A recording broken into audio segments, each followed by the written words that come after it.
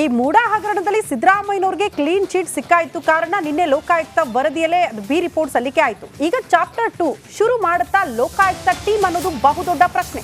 ತನಿಖೆ ಮುಂದುವರೆದ್ರೆ ರಾಜಕಾರಣಿಗಳಿಗೆ ಸಂಕಷ್ಟ. ಬರೀ ಸಿಎಂ ಸಿದ್ದರಾಮಯ್ಯನವರು ಮಾತ್ರ ಅಲ್ಲ, ಇನ್ನು ಹಲವು ರಾಜಕಾರಣಿಗಳಿಗೂ ಕೂಡ ಸಂಕಷ್ಟ ಎದುರಾಗುವ ಸಾಧ್ಯತೆ ಇದೆ. ಸಿದ್ದರಾಮಯ್ಯ ಸೇರಿ 4 ವಿರುದ್ಧ ತನಿಖೆ ಪೂರ್ಣಗೊಂಡಿದೆ. ತನಿಖೆ ಮುಂದುವರಿಸುವುದಾಗಿ ಲೋಕಾಯುಕ್ತ ಅಧಿಕಾರಿಗಳೇ ಹೇಳಿದ್ದಾರೆ. ಸಿಆರ್ಪಿಸಿ ಸೆಕ್ಷನ್ 173 ಬಿ ಅಡಿಯಲ್ಲಿ ಲೋಕಾಯುಕ್ತದಲ್ಲಿ ತನಿಖೆ ಮುಂದುವರಿಯುತ್ತಂತೆ. 2016ರಿಂದ 2024 ಅವಧಿಯ ತನಕ ಏನೆಲ್ಲ ಬೆಳವಣಿಗೆ ಆಗಿದೆಯೋ ಆ ಕುರಿತು ಲೋಕಾಯುಕ್ತ ಅಧಿಕಾರಿಗಳು ತನಿಖೆ ಮಾಡ್ತಾರಂತೆ. 50-50 ಅನುಪಾತದಲ್ಲಿ ಮಂಜೂರಾಗಿರುವ ಸೈಟ್ಗಳ ಬಗ್ಗೆ ಸಂಪೂರ್ಣ ತನಿಖೆ ಮಾಡ್ತೀವಿ ಅಂತ ಲೋಕಾಯುಕ್ತ ಅಧಿಕಾರಿಗಳೇ ಹೇಳಿದ್ದಾರೆ. ಸಿಎಂ ವಿರುದ್ಧ ಬಾಣ ಬಿಟ್ಟವರಿಗೆ ಈಗ ತಿರುಗು ಬಾಣ ಆಗುತ್ತಾ ಅನ್ನೋದು ಬಹುದೊಡ್ಡ ಪ್ರಶ್ನೆ.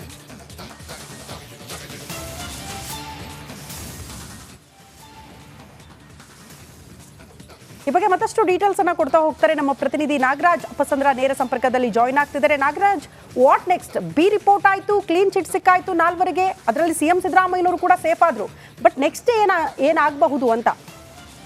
ಬಟ್ ನಮ್ಮ ಆರಂಭದಿಂದ ಇಲ್ಲಿ ತನಕ ನಾವು ಮಾಡ್ತಾ ಇದ್ದಂಥ ಒಂದು ಒಂದು ಒಂದು ಚರ್ಚೆಗಳಿದೆಯಲ್ಲ, ಅದು ಎಷ್ಟರ ಮಟ್ಟಿಗೆ ಕರೆಕ್ಟ್ ಆಯಿತು ಅಂತ ಅವರು ಆಫ್ ದ ರೆಕಾರ್ಡ್ ಮತ್ತು ಆನ್ ದ ರೆಕಾರ್ಡ್ ಅವ್ರು ಅದನ್ನೇ ಹೇಳ್ತಾ ಇದ್ದಾರೆ. ನಾಗರಾಜ್,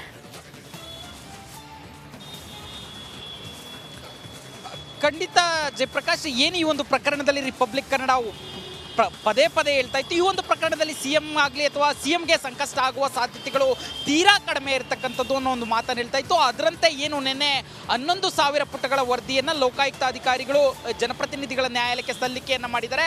ಅದರಲ್ಲಿ ಬಹುತೇಕ ಅವರಿಗೆ ಬಿ ರಿಪೋರ್ಟ್ ಅವರು ಮತ್ತೆ ಏನು 4 ಜನ ಮೇಲೆ ಆರೋಪವನ್ನು ಮಾಡಿ ಸ್ನೇಹಮಯಿ ಕೃಷ್ಣ ದೂರು ಕೊಟ್ಟಿದ್ರು, ಆ 4 ಜನಕ್ಕೂ ಬಿ ರಿಪೋರ್ಟ್ ಹಾಕಲಾಗಿದೆ. ಯಾವುದೇ ಸಾಕ್ಷ್ಯಾಧಾರಗಳು ಇಲ್ಲ ಅನ್ನೋ ಕಾರಣಕ್ಕೆ ಬಿ ರಿಪೋರ್ಟ್ ಹಾಕಲಾಗಿದೆ ಅನ್ನೋ ಮಾಹಿತಿ ಸಿಗ್ತಾ ಇರ್ತಕ್ಕಂಥದ್ದು. ಇದರಲ್ಲಿ ಮುಂದುವರೆದ ಭಾಗವಾಗಿ ಏನು ಮಾಡ್ಬೋದು ಅಂತಂದರೆ, ಒಂದು ಏನು ದೂರುದಾರ ಸ್ನೇಹಮಯಿ ಕೃಷ್ಣ ಇದ್ದಾರೆ, ಇವರು ಈ ಬಿ ರಿಪೋರ್ಟನ್ನು ಪ್ರಶ್ನಿಸಿ ಒಂದು ಪ್ರೊಟೆಸ್ಟ್ ಮೆಮೋವನ್ನು ಹಾಕ್ಬೋದು, ನಾನು ಆರ್ಗ್ಯೂ ಮಾಡಬೇಕು ಈ ರಿಪೋರ್ಟ್ ಸರಿ ಇಲ್ಲ ಅಂತೇಳಿ. ಅದನ್ನು ಮಾಡೋದಕ್ಕೆ ಮುಂಚೆ ಅವರು ಒಂದು ಪ್ರತಿಯನ್ನು ತೆಗೆದುಕೊಳ್ಬೇಕು. ಏನು ದಾಖಲೆಗಳನ್ನು 11,000 ಪುಟಗಳನ್ನು ಕೋರ್ಟ್ಗೆ ಕೊಟ್ಟಿದ್ದಾರೆ ಅದನ್ನು ಅನಾಲಿಸಿಸ್ ಮಾಡಿ ಯಾಕೆ ಸರಿ ಇಲ್ಲ ಅಂತ ವಾದ ಮಾಡಬೇಕು. ಆ ವಾದವನ್ನು ಕೋರ್ಟ್ ಪರಿಗಣಿಸಿ ಒಂದು ತೀರ್ಪನ್ನು ಕೊಡುತ್ತೆ. ಅದು ಬಿ ರಿಪೋರ್ಟನ್ನು ಅಕ್ಸೆಪ್ಟ್ ಮಾಡ್ಕೊಳ್ಬೇಕಾ ಅಥವಾ ರೀಇನ್ವೆಸ್ಟಿಗೇಷನ್ ಮಾಡಿ ಅಂತ ಸೂಚಿಸ್ಬೋದಾ? ಇಲ್ಲಿ ಕೋರ್ಟ್ ರೀಇನ್ವೆಸ್ಟಿಗೇಷನ್ಗೆ ಸೂಚಿಸೋ ಸಾಧ್ಯತೆ ತೀರಾ ಕಡಿಮೆ ಇದೆ. ಯಾಕಂತಂದರೆ ಮೂಡ ಕೇಸನ್ನು CBIಗೆ ಕೊಡಬೇಕಂತೇಳಿ ಹೈಕೋರ್ಟ್ಗೆ ಈ ಒಂದು ತನಿಖಾ ವರದಿಯ ರಿಪೋರ್ಟನ್ನು ಕೊಟ್ಟಾಗ ಇದು ಪಾರದರ್ಶಕವಾಗಿದೆ ಮತ್ತು ಯಾವುದೇ ಬಾಹ್ಯ ಶಕ್ತಿಗಳಿಂದ ಪ್ರೇರಿತ ಆಗಿಲ್ಲ ಲೋಕಾಯುಕ್ತ ಅಂತಂತೇಳಿ ಹೈಕೋರ್ಟ್ ಏಕಸದಸ್ಯ ಪೀಠ ಅಭಿಪ್ರಾಯಪಟ್ಟಿರೋದ್ರಿಂದ ಜನಪ್ರತಿನಿಧಿಗಳ ಸೆಷನ್ಸ್ ನ್ಯಾಯಾಲಯ ಹೈಕೋರ್ಟ್ ಒಂದು ಅಭಿಪ್ರಾಯವನ್ನು ಉಲ್ಲಂಘನೆ ಮಾಡಿ ಇದನ್ನು ರೀಇನ್ವೆಸ್ಟಿಗೇಷನ್ಗೆ ಕೊಡೋ ಸಾಧ್ಯತೆ ತೀರಾ ಕಡಿಮೆ ಇರತಕ್ಕಂಥದ್ದು. ಹೀಗಾಗಿ ಬಹುತೇಕ ಈ ಕೇಸ್ನಲ್ಲಿ ಸಿದ್ದರಾಮಯ್ಯ ಆ್ಯಂಡ್ ಫ್ಯಾಮಿಲಿ ಸೇಫ್ ಆದಂಗೆ ಆಗಿರ್ತಕ್ಕಂಥದ್ದು ಲೋಕಾಯುಕ್ತದ ವಿಚಾರವಾಗಿ. ಆದರೆ ಇಲ್ಲಿ ಇನ್ನೊಂದು ಪ್ರಶ್ನೆಯನ್ನು ಲೋಕಾಯುಕ್ತ ಅಧಿಕಾರಿಗಳು ಎತ್ತಿದ್ದಾರೆ. ಏನು 2016ರಿಂದ 2024ವರೆಗೂ 50-50ರಷ್ಟು ಅನುಪಾತದಲ್ಲಿ ಸೈಟ್ಗಳ ಹಂಚಿಕೆ ಆಗಿದೆ ಮೂಡಾದಿಂದ. ಇದರ ಸಮಗ್ರ ತನಿಖೆಯನ್ನು CRPC ಸೆಕ್ಷನ್ 173/8 ಅಡಿಯಲ್ಲಿ ನಾವು ತನಿಖೆಯನ್ನು ಮುಂದುವರಿಸ್ತೀವಿ ಅಂತೇಳಿ. ಹೀಗಾಗಿ ಈ ಒಂದು ಏನು 2016ರಿಂದ 2024ರಿಂದ ಯಾರೆಲ್ಲ ಮೂಡಾದಿಂದ ಸೈಟ್ಗಳನ್ನು ಪಡೆದುಕೊಂಡಿದ್ದಾರೆ, ಅದು ರಾಜಕಾರಣಿಗಳಿರ್ಬೋದು, ಪ್ರಭಾವಿಗಳಿರ್ಬೋದು, ಇವರೆಲ್ಲರಿಗೂ ಮೂಡ ತನಿಖೆಯ ಒಂದು ಲೋಕಾಯುಕ್ತ ತನಿಖೆ ಬಿಸಿ ತಟ್ಟುವ ಸಾಧ್ಯತೆ ದಟ್ಟವಾಗಿರ್ತಕ್ಕಂಥದ್ದು ಆಗಿದೆಯೋ ಆ ಕುರಿತು ಲೋಕಾಯುಕ್ತ ಅಧಿಕಾರಿಗಳು ತನಿಖೆ ಮಾಡ್ತಾರಂತೆ. 50-50 ಅನುಪಾತದಲ್ಲಿ ಮಂಜೂರಾಗಿರುವ ಸೈಟ್ಗಳ ಬಗ್ಗೆ ಸಂಪೂರ್ಣ ತನಿಖೆ ಮಾಡ್ತೀವಿ ಅಂತ ಲೋಕಾಯುಕ್ತ ಅಧಿಕಾರಿಗಳೇ ಹೇಳಿದ್ದಾರೆ. ಸಿಎಂ ವಿರುದ್ಧ ಬಾಣ ಬಿಟ್ಟವರಿಗೆ ಈಗ ತಿರುಗು ಬಾಣ ಆಗುತ್ತಾ ಅನ್ನೋದು ಬಹುದೊಡ್ಡ ಪ್ರಶ್ನೆ.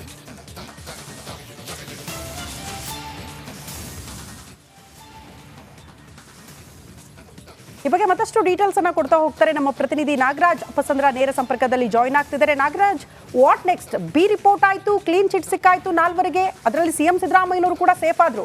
ಬಟ್ ನೆಕ್ಸ್ಟ್ ಏನಾಗಬಹುದು ಅಂತ? ಬಟ್ ನಮ್ಮ ಆರಂಭದಿಂದ ಇಲ್ಲಿ ತನಕ ನಾವು ಮಾಡ್ತಾ ಇದ್ದಂಥ ಒಂದು ಒಂದು ಒಂದು ಚರ್ಚೆಗಳಿದೆಯಲ್ಲ, ಅದು ಎಷ್ಟರ ಮಟ್ಟಿಗೆ ಕರೆಕ್ಟ್ ಆಯಿತು ಅಂತ ಅವರು ಆಫ್ ದ ರೆಕಾರ್ಡ್ ಮತ್ತು ಆನ್ ದ ರೆಕಾರ್ಡ್ ಅವ್ರು ಅದನ್ನೇ ಹೇಳ್ತಾ ಇದ್ದಾರೆ. ನಾಗರಾಜ್,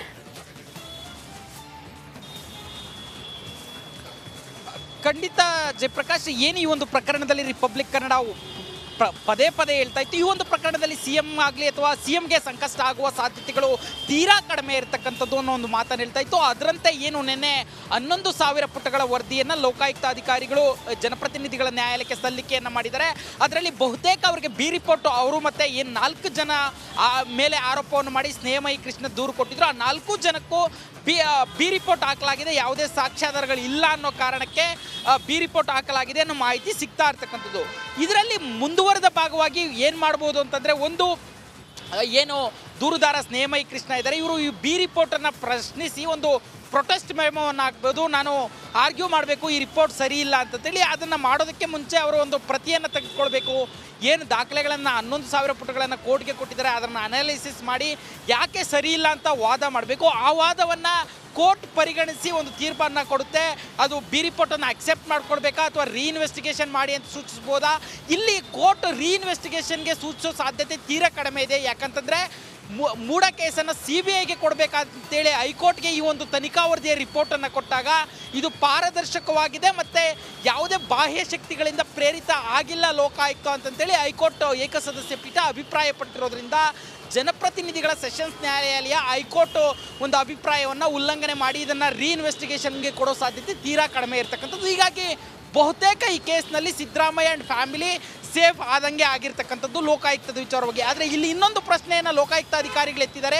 ಏನು 2016ರಿಂದ 2024ರವರೆಗೂ 50-50ರಷ್ಟು ಅನುಪಾತದಲ್ಲಿ ಸೈಟ್ಗಳ ಹಂಚಿಕೆ ಆಗಿದೆ ಮೂಡಾದಿಂದ.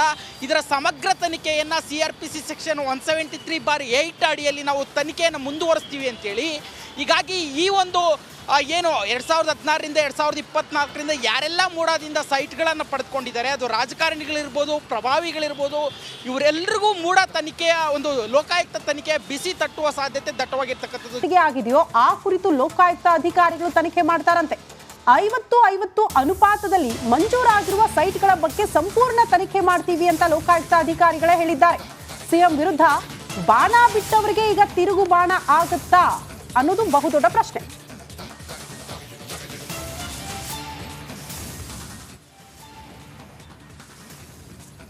ಈ ಬಗ್ಗೆ ಮತ್ತಷ್ಟು ಡೀಟೇಲ್ಸ್ ಅನ್ನ ಕೊಡ್ತಾ ಹೋಗ್ತಾರೆ ನಮ್ಮ ಪ್ರತಿನಿಧಿ ನಾಗರಾಜ್ ಅಪ್ಪಸಂದ್ರ ನೇರ ಸಂಪರ್ಕದಲ್ಲಿ ಜಾಯಿನ್ ಆಗ್ತಿದ್ದಾರೆ. Nagaraj, what next? B report ಆಯ್ತು, ಕ್ಲೀನ್ ಚಿಟ್ ಸಿಕ್ಕಾಯ್ತು 4ವರೆಗೆ, ಅದರಲ್ಲಿ ಸಿಎಂ ಸಿದ್ದರಾಮಯ್ಯನವರು ಕೂಡ ಸೇಫ್ ಆದ್ರು.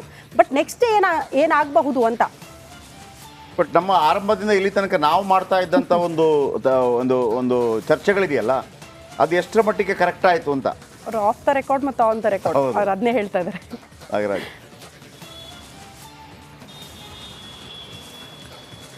ಖಂಡಿತ ಜಯಪ್ರಕಾಶ್, ಏನು ಈ ಒಂದು ಪ್ರಕರಣದಲ್ಲಿ ರಿಪಬ್ಲಿಕ್ ಕನ್ನಡ ಪದೇ ಪದೇ ಹೇಳ್ತಾ ಇತ್ತು. ಈ ಒಂದು ಪ್ರಕರಣದಲ್ಲಿ ಸಿಎಂ ಆಗಲಿ ಅಥವಾ ಸಿಎಂಗೆ ಸಂಕಷ್ಟ ಆಗುವ ಸಾಧ್ಯತೆಗಳು ತೀರಾ ಕಡಿಮೆ ಇರತಕ್ಕಂಥದ್ದು ಅನ್ನೋ ಒಂದು ಮಾತನ್ನು ಹೇಳ್ತಾ ಇತ್ತು. ಅದರಂತೆ ಏನು ನಿನ್ನೆ 11,000 ಪುಟಗಳ ವರದಿಯನ್ನು ಲೋಕಾಯುಕ್ತ ಅಧಿಕಾರಿಗಳು ಜನಪ್ರತಿನಿಧಿಗಳ ನ್ಯಾಯಾಲಯಕ್ಕೆ ಸಲ್ಲಿಕೆಯನ್ನು ಮಾಡಿದ್ದಾರೆ. ಅದರಲ್ಲಿ ಬಹುತೇಕ ಅವರಿಗೆ ಬಿ ರಿಪೋರ್ಟ್ ಅವರು ಮತ್ತೆ ಏನು 4 ಜನ ಮೇಲೆ ಆರೋಪವನ್ನು ಮಾಡಿ ಸ್ನೇಹಮಯಿ ಕೃಷ್ಣ ದೂರು ಕೊಟ್ಟಿದ್ರು, ಆ 4 ಜನಕ್ಕೂ ಬಿ ರಿಪೋರ್ಟ್ ಹಾಕಲಾಗಿದೆ. ಯಾವುದೇ ಸಾಕ್ಷ್ಯಾಧಾರಗಳು ಇಲ್ಲ ಅನ್ನೋ ಕಾರಣಕ್ಕೆ ಬಿ ರಿಪೋರ್ಟ್ ಹಾಕಲಾಗಿದೆ ಅನ್ನೋ ಮಾಹಿತಿ ಸಿಗ್ತಾ ಇರ್ತಕ್ಕಂಥದ್ದು.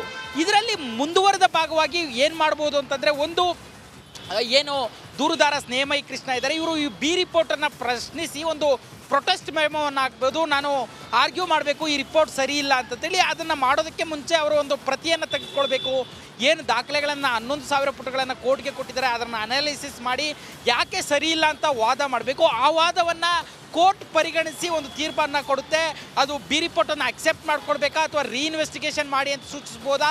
ಇಲ್ಲಿ ಕೋರ್ಟ್ ರೀಇನ್ವೆಸ್ಟಿಗೇಷನ್ಗೆ ಸೂಚಿಸೋ ಸಾಧ್ಯತೆ ತೀರಾ ಕಡಿಮೆ ಇದೆ. ಯಾಕಂತಂದರೆ ಮೂಢ ಕೇಸನ್ನು CBIಗೆ ಕೊಡಬೇಕಂತೇಳಿ ಹೈಕೋರ್ಟ್ಗೆ ಈ ಒಂದು ತನಿಖಾ ವರದಿಯ ರಿಪೋರ್ಟನ್ನು ಕೊಟ್ಟಾಗ ಇದು ಪಾರದರ್ಶಕವಾಗಿದೆ ಮತ್ತು ಯಾವುದೇ ಬಾಹ್ಯ ಶಕ್ತಿಗಳಿಂದ ಪ್ರೇರಿತ ಆಗಿಲ್ಲ ಲೋಕಾಯುಕ್ತ ಅಂತಂತೇಳಿ ಹೈಕೋರ್ಟ್ ಏಕಸದಸ್ಯ ಪೀಠ ಅಭಿಪ್ರಾಯಪಟ್ಟಿರೋದ್ರಿಂದ ಜನಪ್ರತಿನಿಧಿಗಳ ಸೆಷನ್ಸ್ ನ್ಯಾಯಾಲಯ ಹೈಕೋರ್ಟ್ ಒಂದು ಅಭಿಪ್ರಾಯವನ್ನು ಉಲ್ಲಂಘನೆ ಮಾಡಿ ಇದನ್ನು ರೀಇನ್ವೆಸ್ಟಿಗೇಷನ್ಗೆ ಕೊಡೋ ಸಾಧ್ಯತೆ ತೀರಾ ಕಡಿಮೆ ಇರತಕ್ಕಂಥದ್ದು. ಹೀಗಾಗಿ ಬಹುತೇಕ ಈ ಕೇಸ್ನಲ್ಲಿ ಸಿದ್ದರಾಮಯ್ಯ ಆ್ಯಂಡ್ ಫ್ಯಾಮಿಲಿ ಸೇಫ್ ಆದಂಗೆ ಆಗಿರ್ತಕ್ಕಂಥದ್ದು ಲೋಕಾಯುಕ್ತದ ವಿಚಾರವಾಗಿ. ಆದರೆ ಇಲ್ಲಿ ಇನ್ನೊಂದು ಪ್ರಶ್ನೆಯನ್ನು ಲೋಕಾಯುಕ್ತ ಅಧಿಕಾರಿಗಳು ಎತ್ತಿದ್ದಾರೆ.